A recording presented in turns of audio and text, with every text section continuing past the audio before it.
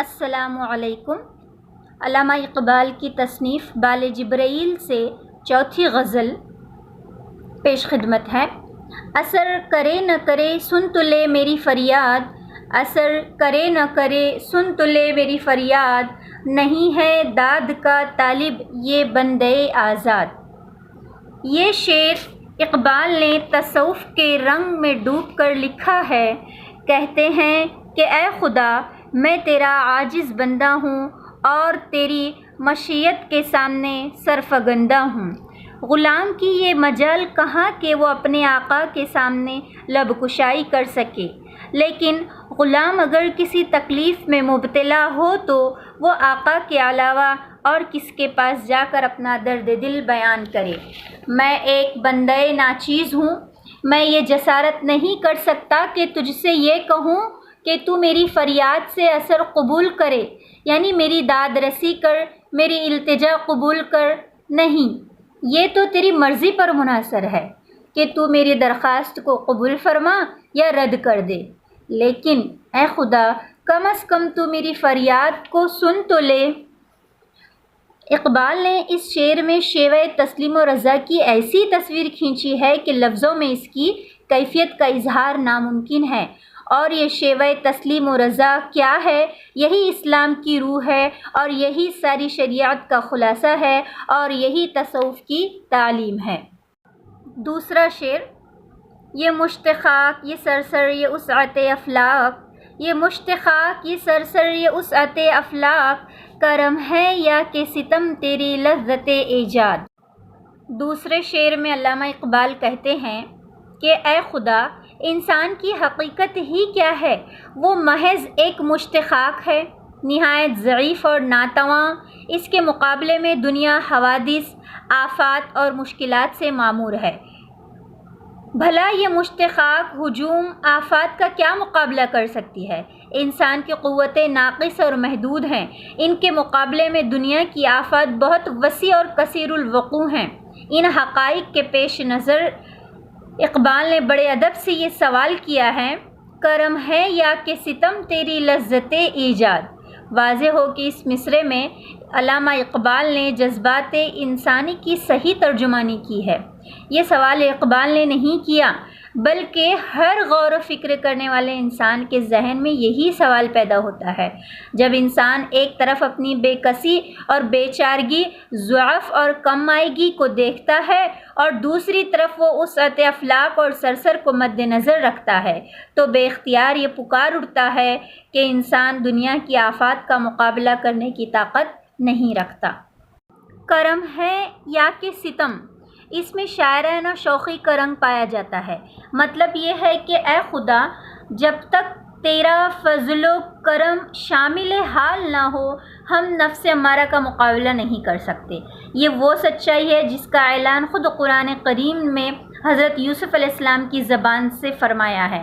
ان النفس لامارۃ بالسوء الا ما رحم ربی، سورہ یوسف کی آیت ہے۔ یعنی میں اپنی نسبت پاکی کا دعویٰ نہیں کرتا، کیونکہ نفس امارہ تو انسان کو ہمیشہ بدی کے لیے ابھارتا رہتا ہے، مگر یہ کہ میرا پروردگار ہی اپنا رحم کرے۔ تیسرا شعر، ٹھہر سکا نہ ہوائے چمن میں خیمہ گل، ٹھہر سکا نہ ہوائے چمن میں خیمہ گل، یہی ہے فصل بہاری یہی ہے باد مراد۔ اس شعر میں علامہ اقبال نے شاعرانہ انداز میں انسانی زندگی کی بے ثباتی کا نقشہ کھینچا ہے۔ کہتے ہیں کہ اے خدا، بے شک بامراد کلیوں کو شگفتہ کرتی ہے اور فصل بہار میں پھولوں کی بہار ہوتی ہے، لیکن یہ بھی تو حقیقت ہے کہ گلوں کا خیمہ اس قدر کمزور ہے کہ ہوائے چمن کے مقابلے میں قائم نہیں رہ سکتا۔ یعنی حیات گل محض چند روزہ ہے، اندری حالات میں کس طرح شادماں ہو سکتا ہوں، فصل بہار سے مجھے کیا مسرت حاصل ہو سکتی ہے۔ چوتھا شعر، قصوروار غریب الدیار ہوں لیکن، قصوروار غریب الدیار ہوں لیکن، تیرا خرابہ فرشتے نہ کر سکے آباد۔ اس شعر میں علامہ اقبال نے فرشتوں پر انسان کی فضیلت ثابت کی ہے اور کہتے ہیں کہ اے خدا، بے شک انسان خطا کار ہے اور غریب الدیار ہے، اشارہ ہے جنت سے حضرت آدم علیہ السلام کے اخراج کی طرف، یعنی دنیا بنی آدم کا اصلی وطن نہیں ہے بلکہ وہ پردیس میں ہے۔ لیکن اس کے لیے یہ بات کچھ کم باعث فخر و ناز نہیں کہ تیری اس دنیا کی رونق اسی کے دم سے ہے۔ بے شک فرشتے تیری نظر میں بہت اچھے ہیں کیونکہ وہ گناہ نہیں کرتے، اور آدم واقعی قصوروار ہے، اسی لیے جنت سے نکالا گیا، لیکن تیری دنیا کو بیگانہ فرشتے آباد نہ کر سکے۔ 5واں شعر، میری جفا طلبی کو دعائیں دیتا ہے، میری جفا طلبی کو دعائیں دیتا ہے، وہ دشت سادہ وہ تیرا جہان بے بنیاد۔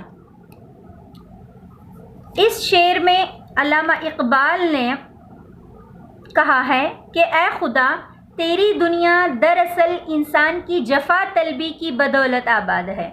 اگر انسان میں دکھ اور مصیبت برداشت کرنے کی صلاحیت نہ ہوتی، اگر وہ تیری محبت کے جذبے سے سرشار نہ ہوتا تو کبھی ہرگز یہ دنیا آباد نہ ہو سکتی۔ 6واں شعر، خطر پسند طبیعت کو سازگار نہیں، خطر پسند طبیعت کو سازگار نہیں، وہ گلستان ہے کہ جہاں گھات میں نہ ہو صیاد۔ اس شعر میں علامہ اقبال نے کہا ہے کہ انسان فطرتاً خطر پسند واقع ہوا ہے۔ عشق نے اسے خطرات کا مقابلہ کرنے کی طاقت عطا کر دی ہے۔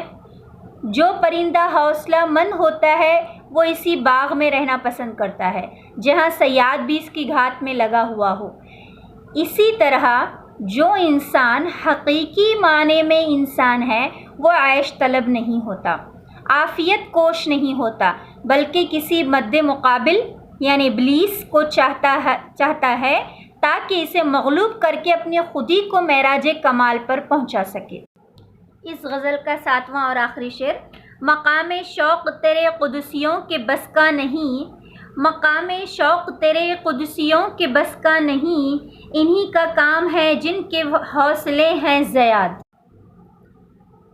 علامہ اقبال کہتے ہیں، اے خدا، بے شک فرشتے بہت مقدس ہیں، بڑے نیک ہیں، لیکن مقام شوق یعنی تیری محبت میں سرفروشی کے لیے تیار ہو جانا یہ ان کے بس کی بات نہیں ہے۔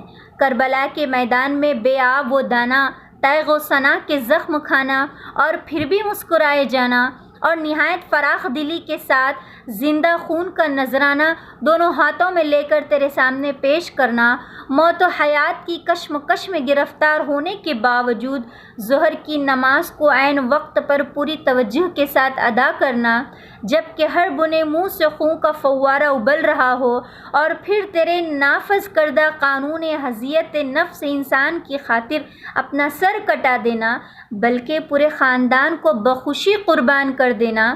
اے خدا، یہ کام تیرے قدسیوں کے بس کا نہیں ہے۔ یہ دیوانگی، یہ سرفروشی یا یہ قربانی وہی لوگ دکھا سکتے ہیں جو فرشتوں سے بڑھ کر حوصلہ رکھتے ہیں۔ واضح ہو کہ یہ حوصلہ صرف جذبہ عشق کی بدولت پیدا ہو سکتا ہے، اور فرشتے اس جذبے سے عاری ہیں۔ ان میں صرف عبادت کا مادہ ہے۔ یہ انسان ہی ہے جس میں عبادت کے علاوہ محبت کا جذبہ بھی موجود ہے، اس لیے انسان ملائکہ سے افضل ہیں۔ شکریہ۔